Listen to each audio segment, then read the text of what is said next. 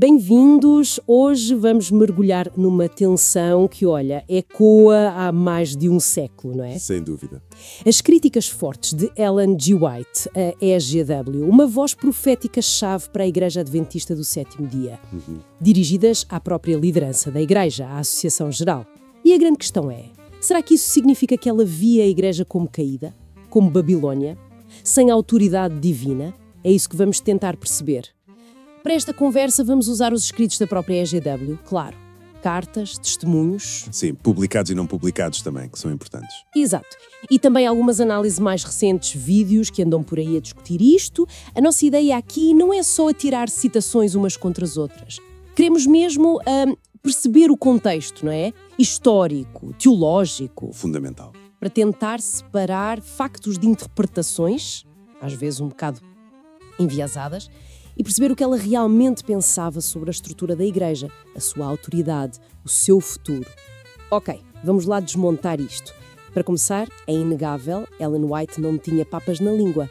Há textos dela que, bem, são repreensões duríssimas à liderança da Associação Geral. É verdade. Linguagem forte, que hoje até choca. Falava de egoísmo, poder, falta de espiritualidade, umas críticas pesadas. Precisamente. E olha, essas críticas não vieram do nada. Temos de nos situar no tempo. Final do século XIX, início do século XX. Certo. Foi um período complicado, crescimento rápido, sim, mas também crises internas. Havia a questão da liderança do pastor Olsen, por exemplo, entre 1888 e 1897. Sim. E a EGW criticou-o por ele se aconselhar com pessoas que resistiam a mensagens importantes, como a da justificação pela fé. Foi um tema quente na época. A questão de Minirátulas, 1888. Exatamente. E havia também uma centralização de poder que a preocupava muito. Ela via que um pequeno grupo na sede da AG... Em Battle Creek, na altura? Isso. Estavam a tomar decisões como se fossem a voz de Deus, sabe? Ignorando o modelo mais representativo que ela sempre defendeu. Junte a isso problemas financeiros, uma certa mornidão espiritual em alguns cargos. Mas atenção, este ponto é crucial. A crítica dela era muito direcionada.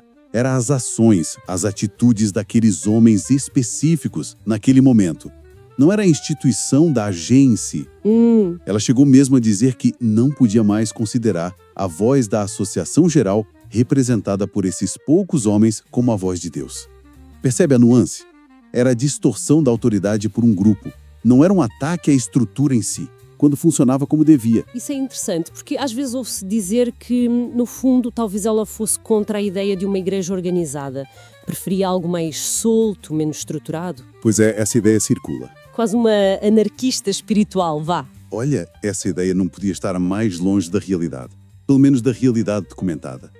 Desde o início do movimento adventista, a EGW foi uma defensora, nossa, ferrenha da organização. Mesmo com tanta crítica? Sim, e não foi fácil. Ela enfrentou imensa resistência.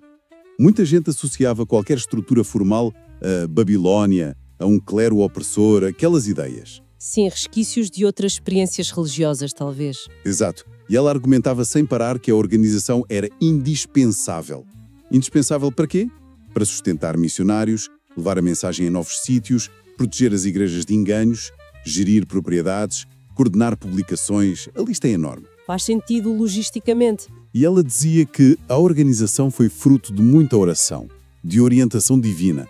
A luta dela não era contra a organização.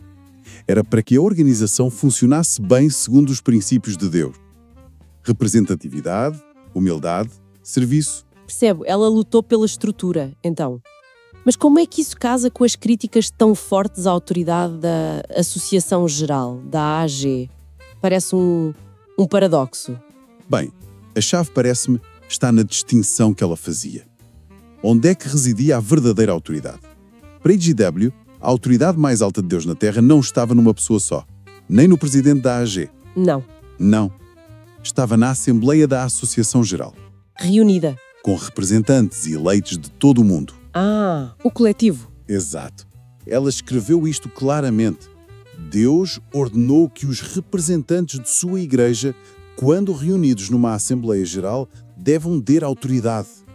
A raiva dela, digamos assim, era contra a concentração de poder nuns poucos lá em Battle Creek, que agiam em nome da AG, mas sem essa bênção representativa. Era uma crítica ao desvio da autoridade, não à sua existência legítima quando exercida como deve ser. E há um exemplo pessoal dela que é muito forte nisto. Qual? Quando a liderança da AG lhe pediu para ir para a Austrália. Ela pessoalmente não sentiu uma ordem direta de Deus para ir. Foi. E escreveu que o fez em submissão à voz da Associação Geral, a qual sempre sustentei ser autoridade. Veja bem, mesmo discordando, ou sem ter clareza divina pessoal, ela respeitou a decisão da estrutura representativa. Portanto, o quadro que emerge é este. Ela apoiava a autoridade da AG, sim, mas quando esta refletia um modelo representativo que ela acreditava ser divino. As repreensões dela, mesmo as mais duras, eram como as de um profeta bíblico, não é? Chamados ao arrependimento, à reforma, para trazer a instituição de volta ao caminho certo, não para a destruir. Essa questão do contexto é tudo, não é?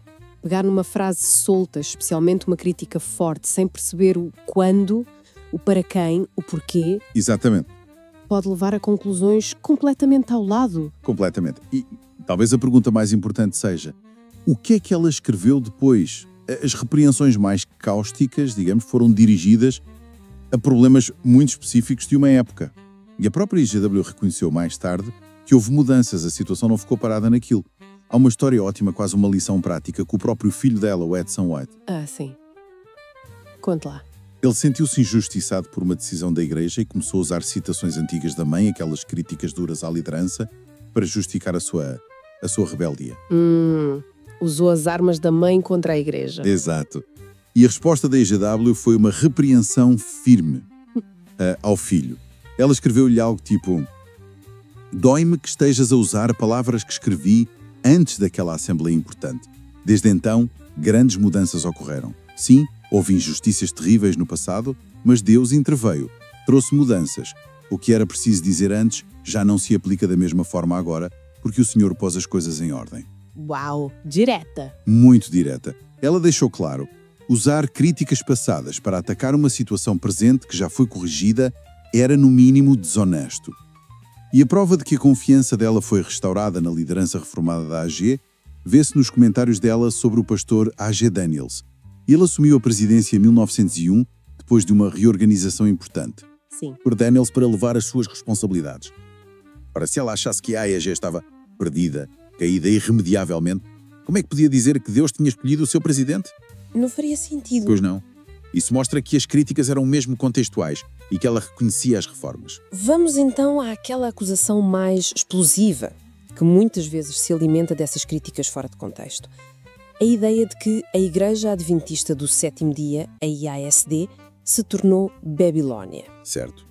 Para desmontar essa ideia, primeiro temos que perceber o que é Babilónia na Bíblia e nos escritos dela. No Antigo Testamento, Babilónia é um império literal, não é? Nabucodonosor. Sim, poder, opressão. Exato.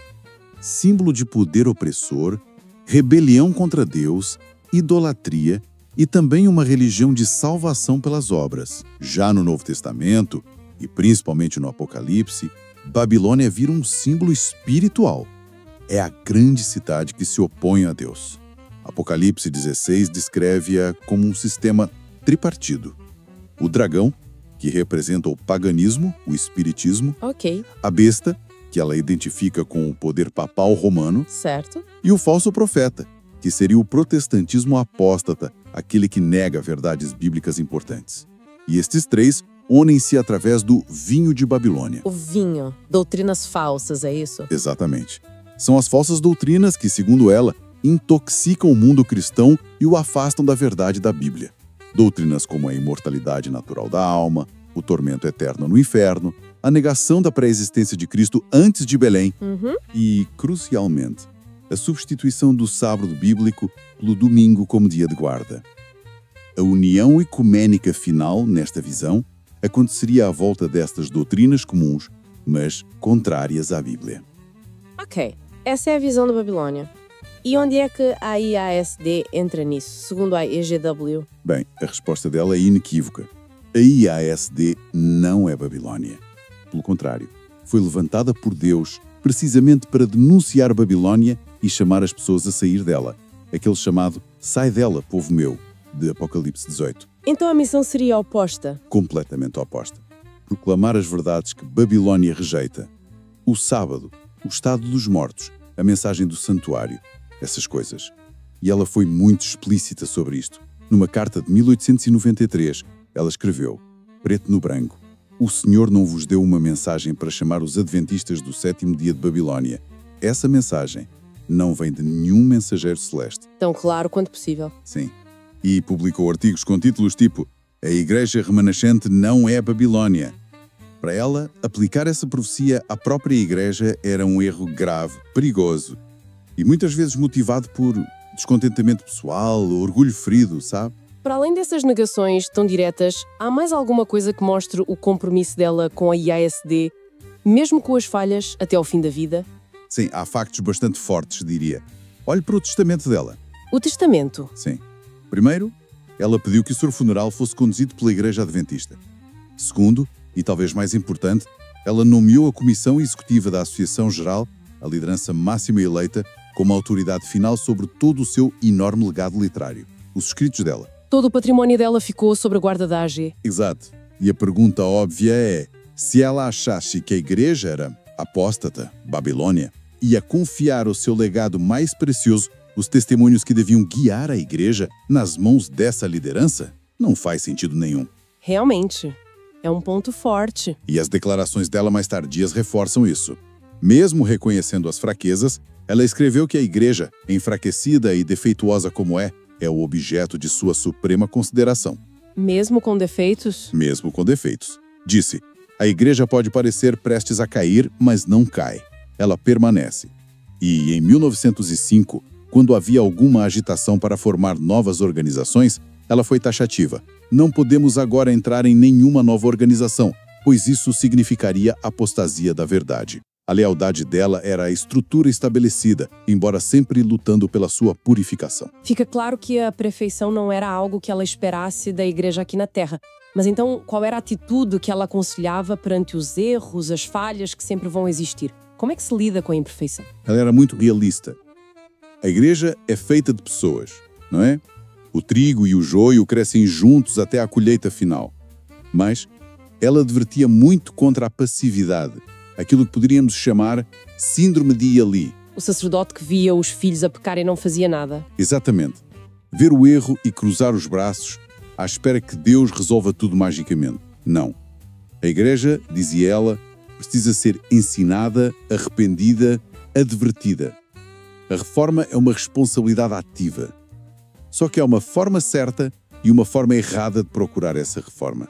A forma correta implica humildade, diálogo com respeito, apresentar as preocupações com base sólida. Fundamentadas. Sim, interceder pela Igreja como Moisés fez por Israel. Permanecer fiel como Josué e Caleb, mesmo no meio da rebelião. A forma errada é a da crítica amarga, da acusação pública que expõe as fraquezas da Igreja ao escárnio. Que destrói em vez de construir. E isso, a formação de grupinhos dissidentes que se acham mais puros que os outros. Mesmo quando era preciso repreender o pecado, ela insistia. Façam-no com mansidão, com o Espírito de Cristo, não com raiva e acusação. E a parábola do trigo e do joio era fundamental para ela nisto. A separação final é obra de Deus e dos anjos, na ceifa. Tentar arrancar o joio antes do tempo, formar igrejas puras, isso quase sempre leva ao fanatismo, à perda de amor e, ironicamente, a novos erros. A solução para os problemas era a reforma dentro da estrutura. Oração, estudo, fidelidade. Não a fragmentação. Falando em divisões e interpretações distorcidas, as fontes que analisamos mencionam que os próprios escritos dela são muitas vezes manipulados, até falsificados, para atacar a igreja que ela tanto defendeu. Isso parece uma ironia cruel. É uma ironia trágica.